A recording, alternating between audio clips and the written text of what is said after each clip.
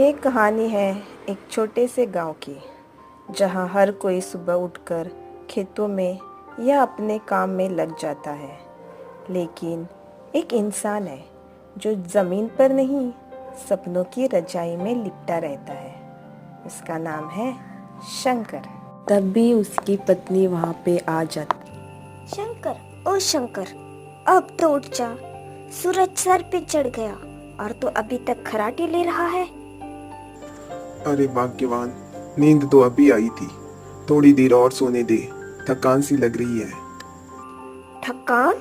किस बात की थकान? खेत में गया नहीं, दुकान पर गया नहीं, हाथ तो हिला नहीं, फिर थक कैसे गया? दिमाग थक गया है सोचते सोचते कि क्या काम करूं। बस बहुत हुआ। आज घर में अनाज का एक दाना नहीं है। अब कुछ काम धंधा करके लाओ, नहीं तो आज भूखे पेट सोना पड़ेगा। शंकर फिर बिस्तर पर गिरता है। इतनी सुबह कौन काम करता है यार? कोई भूखा मरता है क्या? देखता हूँ, कुछ इंतजाम करता हूँ। तभी रुक्मिणी चिल्लाते हुए बोलती है, शंकर, अगर आज बिना कुछ कमाए घर आया ना, तो घर में घुसने नहीं दूंगी। अरे अरे, इतना गुस्सा? जा रहा हूँ बाबा, कोई हल निकालता हूँ। शंकर अब घर से निकला है, लेकिन काम की तलाश में नहीं, बल्कि काम से बचने की तलाश में। दिमाग चल रहा है, लेकिन हाथ और पैर अभी भी सुस्त पड़े हैं। कुछ तो जुगाड़ निकालना पड़ेगा। भूखे पेट तो सो नहीं सकता, लेकिन खटपट वाला काम बिल्कुल नहीं होगा। कोई आसान सा तरीका, कुछ ऐसा जिससे बिना हाथ पैर हिलाए कुछ खाने को मिल जाए। शंकर सोचते सोचते चल रहा था। तभी उसे किसी की चलने की आवाज सुनाई देती है। ओ भाई, जरा सुनो, ये गांव का जमींदार कहाँ रहता है? अरे हाँ साहब, सीधा इस रास्ते से जाओ, सामने पीपल का पेड़ दिखेगा। उसके बाद बाईं और जो बड़ा मकान दिखेगा ना, वही है जमींदार का घर। ठीक है, धन्यवाद। और तुम कहाँ जा रहे हो? मैं जमींदार से ही मिलने जा रहा हूँ, पर पहले थोड़ा जरूरी काम है। नौकरी का कुछ मामला है। अच्छा, तो तुम जमींदार के जानकार हो? बस जान पहचान तो हो ही जाती है, गांव में रहते हैं तो मिलते रहते हैं। सेनापति सिर हिलाता है और आगे बढ़ जाता है।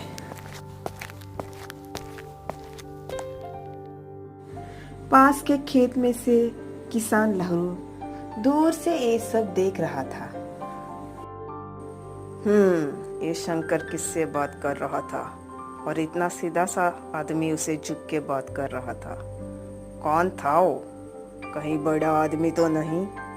और शंकर जमींदार से मिलने जा रहा है। ये कब से मेहनती हो गया भाई? मुझे लगता है कुछ तो गड़बड़ है, जाकर पूछना पड़ेगा। लहरू किसान शंकर के पास आता है। शंकर काम के विचार में खोया था। अरे शंकर भैया, नमस्ते। अभी देखा था आपको उस रजवाड़ी जैसे आदमी से बात करते हुए। कौन था वो? अरे वो तो हमारे पुराने मित्र है। दरअसल राजमहल में सेनापति है, बड़े ऊंचे पद पर है। सच में? सेनापति और आपके मित्र? अरे हाँ, बचपन से साथ खेले हैं हम। जब भी इस तरफ आते हैं मुझसे मिलकर ही जाते हैं। अभी भी जमींदार के घर भेजा है, कुछ जरूरी चर्चा करनी है। लहरू अब पूरी तरह से शंकर की बातों से प्रभावित हो गया था। शंकर भैया, एक बात कहूँ, मेरा इस बार का टैक्स बहुत बड़ा हुआ है। जमींदार तो सुनता नहीं और राजा तक पहुंच ही नहीं है हमारी। अगर आप सेनापति से कह दे तो थोड़ा टैक्स कम हो जाए। अरे ये तो बहुत छोटी बात है लहरू, मैं बात कर लूंगा सेनापति से। तुम्हारे लिए कुछ ना कुछ जुगाड़ कर ही दूंगा। भैया अगर ऐसा हो जाए ना तो बहुत बड़ी मेहरबानी होगी। अब देखो लहरू, दोस्ती निभानी है तो थोड़ा सहयोग भी तो चाहिए। अभी तो मैं भूखा प्यासा घूम रहा हूँ। अगर तुम थोड़े अनाज का इंतजाम कर दो तो मैं आज ही उनसे बात करके तुम्हारे टैक्स का मामला हल करवा दूंगा। ठीक है भैया, आप जैसे बड़े आदमी के लिए इतना तो बनता है। शाम को थोड़ा गेहूं और चावल ले जाना। बिल्कुल, और तुम निश्चिंत रहो, तुम्हारा टैक्स इस बार आधा करवा दूंगा। लहुरू खुशी खुशी चला जाता है। शंकर वहीं रहकर मुस्कुराता है और खुद से बड़बड़ाता है। काम करोगे तो खाओगे, लेकिन दिमाग चलाओगे तो मजे उड़ाओगे। अब शाम हो चुकी थी। शंकर की पहली चाल काम कर गई। बिना एक बूंद पसीना बहाए खाने का इंतजाम हो गया। लेकिन अब असली इम्तिहान था, बीवी रुक्मिणी की आंखों में झूठ को सच बनाने का। शंकर अब घर पहुंच चुका था। रुक्मिणी, मैं आ गया। अरे तू आ गया? और ये क्या है तेरे हाथ में? आओ अंदर आओ, बैठो। शंकर अंदर आता है और गर्व से बोरा जमीन पर रखते हुए कहता है, खाना, गेहूं भी है, चावल भी, अब तो कुछ पक ही जाएगा ना। तू सच में कुछ लाया? काम करके? कहाँ से लाया ये सब? काम से नहीं, समझदारी से लाया हूँ। गांव में मेरी इज्जत है, लोग मेरी सलाह मानते हैं। एक किसान ने अपनी मर्जी से दिया है। कहने लगा, शंकर भैया आपके कहने की ताकत है। तो मैंने सोच लिया किसी की मदद करके कुछ अपने लिए भी निकाल लूंगा। मदद? तूने मदद की? तू और किसी का काम करे? कुछ गड़बड़ ना हो तो बताना। भाग्यवान कभी कभी आदमी बदल भी सकता है। अब देखो ना, बिना मजदूरी किए खाना मिल गया। इसे कहते हैं बुद्धि से भरा दिन। ठीक है, आज खिला दे पेट भर। लेकिन अगर कल पकड़ा गया ना तो भूखे पेट रजाई भी नहीं मिलेगी। अरे चिंता मत कर, कल कुछ और जुगाड़ कर लूंगा। हा हा हा हा हा, रोटी नहीं योजना पकाऊंगा। चालाकी अगर बार बार काम आ जाए तो इंसान खुद को राजा समझने लगता है। शंकर को भी अब लगने लगा था कि उसकी अक्ल की बराबरी कोई नहीं कर सकता। कल लहरू को बेवकूफ बनाया, आज किसी और को बनाने का सोच रहा था। और तभी उसे दूर से लहरू आता हुआ दिखाई दिया। अरे ओ लहरू भाई, सुनो जरा। हाँ भैया कहिए। आज चलो मेरे साथ बाजार की ओर, आज मछली खाने का मन है। लहरू मुस्कुरा देता है। कुछ न समझते हुए भी शंकर के पीछे पीछे चल पड़ता है।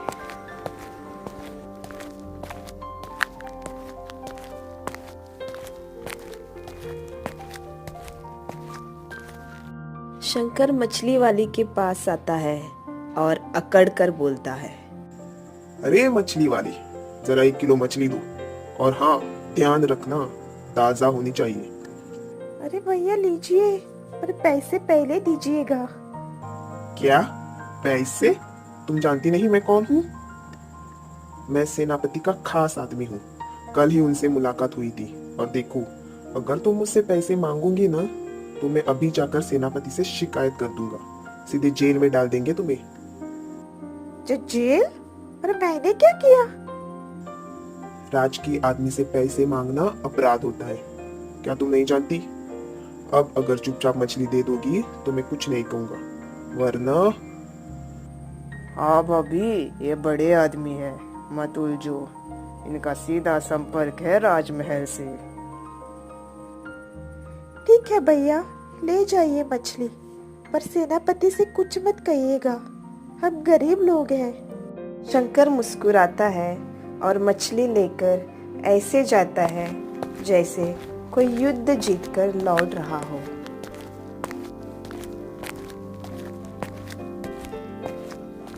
चालाक दिमाग कभी थमता नहीं और भोली आत्मा कभी सोती नहीं।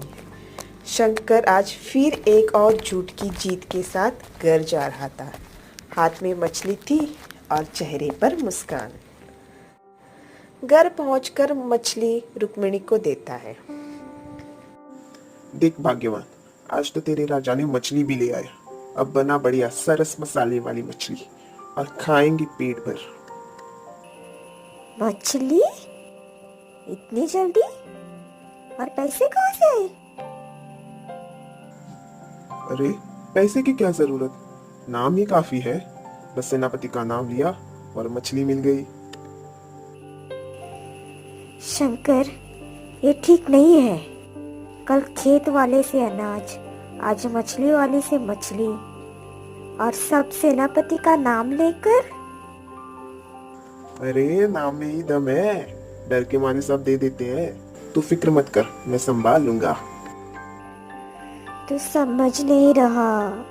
अगर किसी को पता चला कि तू झूठ बोलकर लोगों को डरा रहा है तो बहुत बड़ी मुसीबत आ जाएगी। ये गांव है, यहाँ बात छुपती नहीं। और अगर सेनापति को पता चला कि तू उनका नाम लेकर सबको डरा रहा है तो बहुत बड़ी परेशानी होगी। तू भी ना हर बात में टोक देती है। तू बस मछली बना, बाकी दुनिया की फिक्र मुझे करने दे। शंकर ने तो अपनी जीत का जश्न मछली के स्वाद में ढूंढ लिया, लेकिन रुक्मिणी की आंखों में अब चैन नहीं था। उसे लगने लगा था कि ये चुपचाप चलती चालाकी जोर से गिरने वाली सच्चाई में बदल सकती है। सवाल सिर्फ मछली का नहीं था, सवाल अब ईमान और अनजाने खतरे का था। अगले दिन जब शंकर नदी किनारे बैठा था तब वहां लहरू आ जाता है।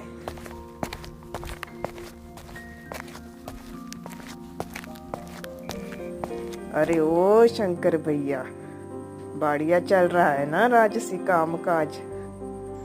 बस पूछो मत, कल तो ऐसी बातें हुई सेनापति से, वो खुद कह रहा था शंकर बस तू बोल दे, टैक्स अदा कर दो। अच्छा, लेकिन भैया वो तो मुखिया कल कह रहा था कि टैक्स तो और बढ़ गया है इस बार। अरे हाँ हाँ, वो तो बाद में बात हुई थी। मतलब सेनापति अभी नहीं है। हाँ, वे अब राजधानी गए हुए हैं। राजधानी? लेकिन मैंने तो देखा था कि वो गांव में ही था कल। शंकर को अब पसीना आने लगा था, लेकिन चेहरे पर बनावटी मुस्कान बनाए रखा हुआ था। अरे हाँ, बात तो हुई थी, पर अब क्या? तू भी ना हर चीज को दिल पर लेता है। सेनापति के कामों में टाइम लगता है भाई। भैया आप सच्ची में बात करते हो ना उनसे, या बस यूं ही? शंकर कुछ बोलने ही वाला था, लेकिन तभी वो अचानक इधर उधर देखने लगता है, जैसे कोई बहाना ढूंढ रहा हो।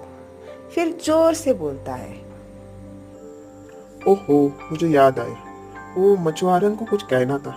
तो चल, मैं बाद में मिलता हूँ।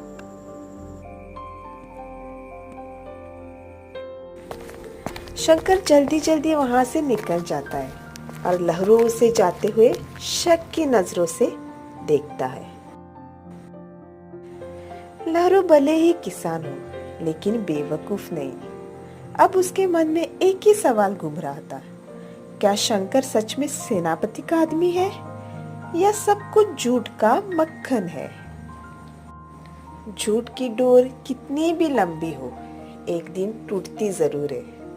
शंकर की बनाई दुनिया अब हिलने लगी थी, क्योंकि लहरू अब सच जान चुका था। और गांव में जब कुछ बड़ा गलत हो तो एक ही दरवाजा होता है, मुखिया जी का। राम राम मुखिया जी, बड़ी बात लेके आया हूँ, बहुत बड़ी। अरे लहरू, क्या हुआ? सांस फूल रही है तेरी। पानी पी, बैठ पहले। नहीं मुखिया जी, बात बहुत जरूरी है। वो शंकर, गांव का आलसी, वो सबको धोखा दे रहा है। धोखा? क्या मतलब है तेरा? वो खुद को सेनापति का दोस्त बताता है, कहता है कि मैं बात करूंगा, टैक्स कम करवाऊंगा और लोगों से अनाज, मछली, सामान सब मुफ्त में ले जा रहा है। तो तू कह रहा है कि वो सेनापति का नाम लेकर सबको बेवकूफ बना रहा है। हूँ मुखिया जी, मैंने खुद देखा कि मछली वाली से धमका कर मछली ले गया, और जब मैंने उससे सेनापति की बात पूछी तो झूठ पे झूठ बोलता रहा। बड़ा खेल खेल रहा है वो निकम्मा।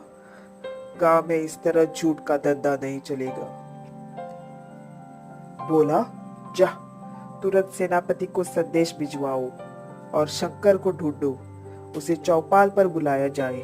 अब पंचायत में ही फैसला होगा। जब गांव में अन्याय होता है तो पंचायत बैठती है, और जब पंचायत बैठती है तो सच और झूठ का फैसला होता है। आज शंकर की उसी पंचायत में अपने कर्मों का हिसाब देना था। सेनापति भी खुद मौजूद था और पूरा गांव उसका चेहरा ताक रहा था। शंकर, तुम पर गांव के लोगों से धोखाधड़ी करने का आरोप है। तूने सेनापति का नाम लेकर लोगों से अनाज, मछली और सामान ली। क्या ये सच है? नहीं मुखिया जी, मैंने कुछ गलत नहीं किया। सेनापति जी से मेरी मुलाकात हुई थी, उन्होंने ही कहा था कि मैं लोगों की मदद करूं। शंकर, तूने कब मुझसे ऐसी बात की थी? मैंने तुझे रास्ता पूछा बस। क्या इसी को दोस्ती कहते हो? शंकर, गरीबी कोई अपराध नहीं, लेकिन धोखा देना सबसे बड़ा पाप है। काम से भागना और दूसरों को डरा कर खाना ये कोई समझदारी नहीं, ये कायरता है। हमारे गांव में मेहनत की रोटी खाई जाती है, मक्कारी की नहीं। मुखिया जी, ऐसे आदमी को छोड़ना अन्याय होगा। मैं आदेश देता हूँ, इसे राजा साहब के दरबार में ले जाया जाए, वही करेंगे अंतिम न्याय। हाँ, माफ कर दो मुखिया जी, एक बार सिर्फ एक मौका दे दो, मैं सच में बदल जाऊंगा। सेनापति के आदेश पे सैनिकों ने शंकर को पकड़ लिया था। झूठ के पांव नहीं होते, और जो दूसरों का हक छीनकर खाता है वो कभी चैन से नहीं सोता। पंचायत ने भले ही उसे राजा के पास भेजा हो, लेकिन शंकर को अब खुद से नजरें मिलाना मुश्किल था। सजा क्या होगी ये तो राजा तय करेगा, लेकिन आज गांव ने सिखा दिया, मेहनत की कमाई ही असली कमाई है। शंकर अब उस जगह पहुंचा था जहां झूठ, मक्कारी और बहानेबाजी की कोई जगह नहीं थी। राजा का दरबार, वहां न्याय होता था, और आज शंकर को न्याय का सामना करना है। शंकर, तुम्हारे खिलाफ कई आरोप है। सेनापति, मुखिया और गांव के लोगों का कहना है कि तुमने सेनापति के नाम पर लोगों से धोखाधड़ी की। क्या तुमने ऐसा किया है? महाराज, मुझसे भूल हो गई, लालच में आ गया था, मैं माफी चाहता हूँ। महाराज, इसने सेनापति जी का नाम लेकर किसान लहरू से गेहूं ले लिया और मछुआरन से मछली। दोनों को धमकी दी गई कि सेनापति इन्हें जेल भेज देगा, जबकि ये सब झूठ था। मैंने सिर्फ रास्ता पूछा था इस आदमी से, इसे ना मैं जानता हूँ ना कोई संबंध है मेरा इससे। महाराज, मेरी बीवी भूखी थी, बस 2 वक्त का खाना चाहिए था।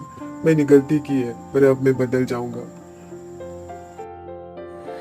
राजा थोड़ी देर सोचते हैं, फिर गंभीर स्वर में बोलते हैं। शंकर, गरीबी एक दुर्भाग्य हो सकती है, लेकिन धोखाधड़ी एक अपराध है। तुमने दूसरों का हक छीनकर अपने लिए भोजन जुटाया, और वो भी डर दिखाकर, झूठ बोलकर। ये माफ नहीं किया जा सकता। इसीलिए मैं आदेश देता हूँ, तुम तुरंत लहरू किसान और उस मछुआरन को उनका नुकसान लौटा दो। अगर तुम्हारे पास धन नहीं है तो काम करके 2 महीने में चुका दो, और तुम्हें 1 साल की जेल दी जाती है ताकि तुम समझो कि मेहनत से बढ़कर कोई रास्ता नहीं होता। गांव के बाकी लोग भी जाने कि राजा का नाम लेकर कोई धोखा करेगा तो उसे सजा जरूर मिलेगी। सैनिक शंकर को पकड़कर ले जाते हैं। शंकर ने अपने कर्मों का फल पाया। भले ही उसे सजा मिली, लेकिन अब उसके जीवन में एक नई शुरुआत की उम्मीद भी थी। एक शुरुआत ईमानदारी से जीने की।